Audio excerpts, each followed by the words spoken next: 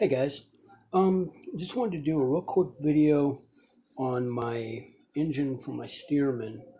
I'd seen some different things about the weights that were inside, the glue falling out, the weights and that. So what I did was I took some, it's basically servo tape, um, emblem tape, 3M emblem tape to what it's actually called because I got it just at Walmart in the automotive body area where the paints and the Bondo and all that stuff is.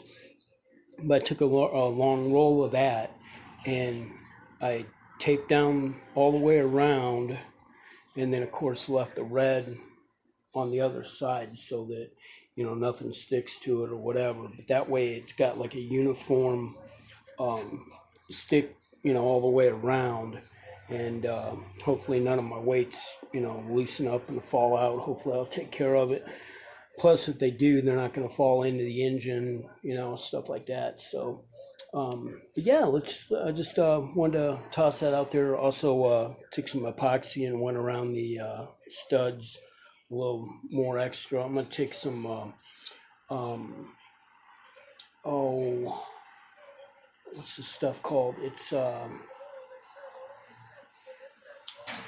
God, foam tack. I'm going to take some foam tack around the outside edge and put that on, and hopefully this thing won't fall off or I won't have any problems with it. But anyway, just a quick tip that I want to try on my keeping my weights inside my radial engine.